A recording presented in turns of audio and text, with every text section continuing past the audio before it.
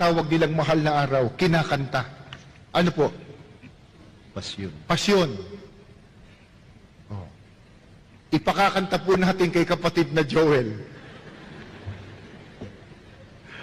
Ngusay kumanta si Ka Joel. Kaya lang, wag na po. Baka mag-uwian kayo kaagad. Babasahin ko po sa pahina 207 itong pasyon na ang may akda po nito ay ang paring si Aniceto de la Merced, El Libro de la Vida Historia Sagrada con Santas Reflexiones, Doctrinas Morales para la Vida Cristiana. Ang sarap pakinggan, ano? Ano ibig sabihin kaya nun? Babasahin ko na po. Ipag-uutos magkintal, magantanda, sa noo o kanang kamay, sukat pagkakilalanan na sila nga kampong tunay nitong Antikristong hunghang. Ang narinig ninyo at nakita niyo sa screen ay walang iba kundi ang ministro sa siktang inaniban ni Congressman Marcolita na umano ayon sa senatorial survey pasok sa top 12 si Marcolita. Ano kaya mangyari sa kaniyang tinatawag na anti-crucifix bill? Noon na nagpaliwanag si Marcolita kaugnay dito. Isa nga sa gusto kong maipaliwanag tungkol sa bagay na yan kasi lately parang napilipit ng gusto. Nakapagtataka itong panukalang batas na ito na ipahid pa noong September last year. So, yung panukalang batas na tinatawag na anti-crucifix bill ay napilipit umano ng husto. Nagpaliwanag siya dito. At napatay na umano yon. Pero ang tanong, kung sakaling makatungtong at maging senador si Congressman Marcolita, di kaya mabuhay itong anti-crucifix bill niya? Bakit kaya? Na pinag-iinitan ang cross. Kung maalala na niyo sa mga deliverance, grabe, takot ang mga demonyo sa cross.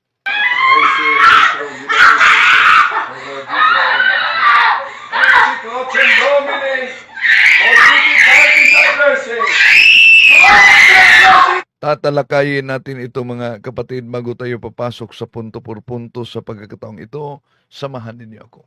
Kasi kalingan, pag palaging inulit-ulit ay magmukha talagang katotohanan para sa ating mga kapatid na kulang ang kaalaman. Ang pagkadaya ay maranasan sa iba't ibang paraan. Pero napakasakit pag madaya tayo sa pananampalataya. Dahil nanganib pati ang ating kaluluwa. Viva Cristo Rey! Pro Dio et Ecclesia! Kumusta sa lahat nating mga suking taga-subaybay? Welcome po. At alam natin na ang Iglesia ni Kristong Inaniban ni Marcolita ay napaka-antay sa crucifix. No? At kung maalala ninyo, nagiging viral yung pumutok na ulat noon kaugnay sa sinasabing sponsorship ni Congressman Marcolita sa tinatawag na anti-crucifix bill.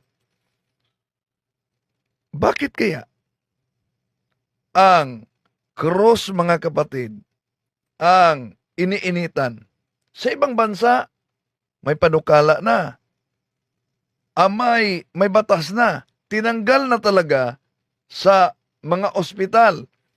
Kaya nga, ang ating mga kapatid doon nagsagawa ng rosary para maibalik yung mga cross na palatandaan sa ating pananampalataya.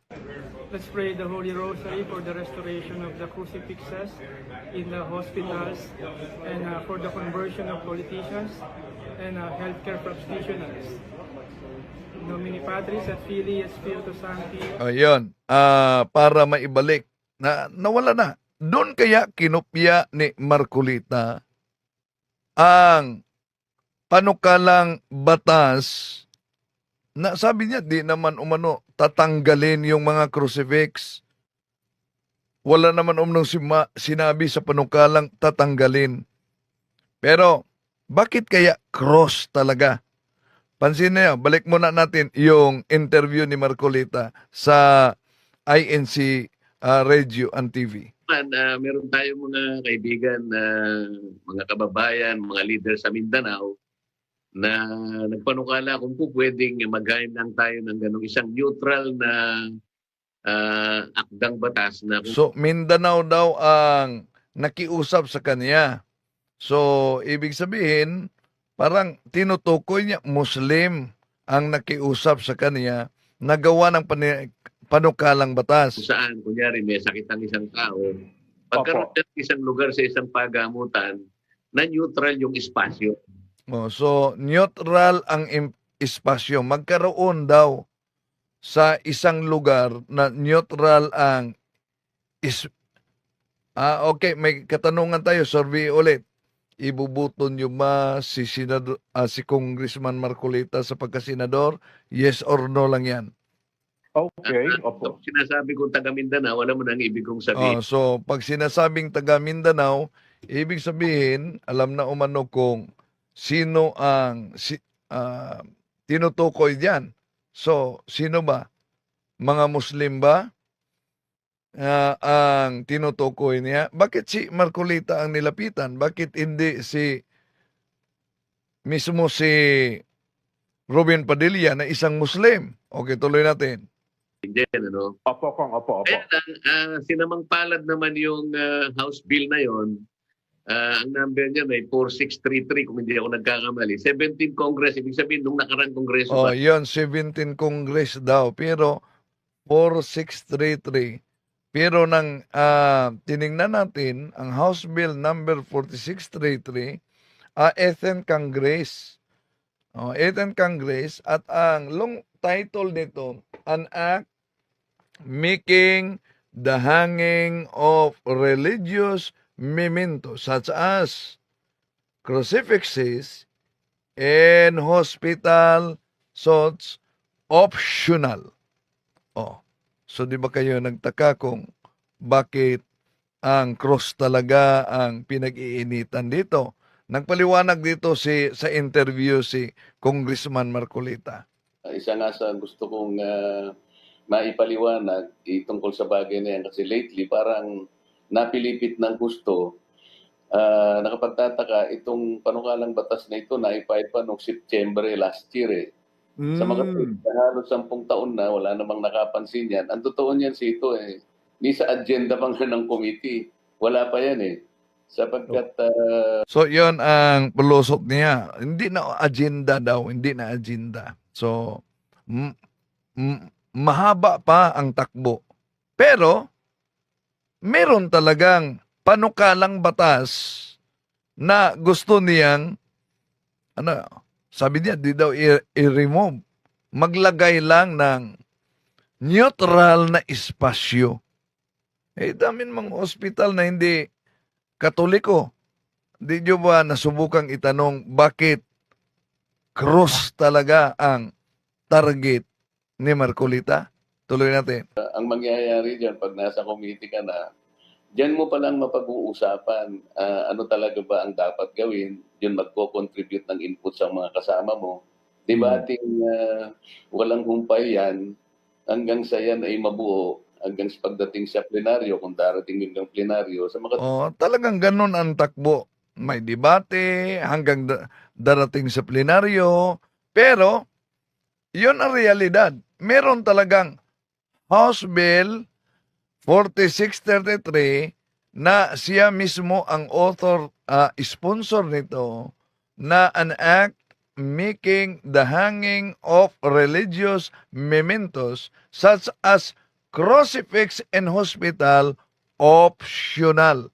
Ang tanong dito, pag sukaling maging batas ito talaga, ano ang punishment sa di susunod na mga Katoliko na talagang inilagay ang pananampalataya?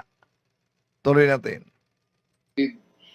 marami pang dadaanan na proseso. Natutuwa nga ako, ngayon lang napansin, tama yung sinasabi mo, baka naman dahil sa medyo napunta tayo ng konti sa limelight dahil sa ABS-CBN. Pati ito napagtuunan ng pansin. Ang problema lang, napilipit ng gusto. Sito wala namang nakalagay doon na meron tayong aalisin ng mga krus. Hindi miski babasahin nila yung ating panukalang batas. So, una, hindi daw sinabi na may aalising cross. Halimbawa sa mga ospital katoliko, bawat room meron yang cross. 'Di ba? Bawat room merong cross.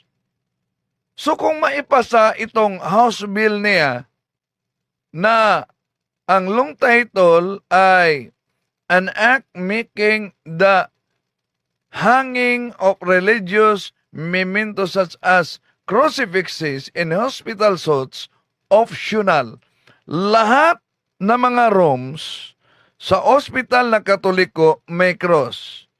Paano masabing walang tatanggalin kung magiging batas ito at ipatupad na kailangang merong room na walang cross talaga? Anong mangyari kung hindi susunod ang hospital na Katoliko? Meron bang kaukulang punishment kaugnay dito? Kung maalala ninyo, kahit nga Muslim, mga kapatid sa Deliverance, grabe, nang lagyan ng cross ang noo gamit ang holy oil. Grabe oh. Ano yun? Ano yun? Oh, grabe na ang reaksyon kung kita ninyo. Ito, paglagay ng cross. Sandali. Nung nilagyan ng cross ang noo. Muslim ito, ha?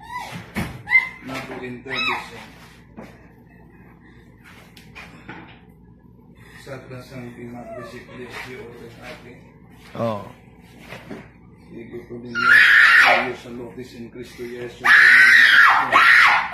Kahit ang Satanic Church, grabe talaga ang reaksyon nila sa cross. At ito po si reaksyon sa isang demoniac sa cross habang nagle-lecture kami ni Father Doc Ruben. Eto, kaya pinakuha ko yung cross. Ito. Ito pa.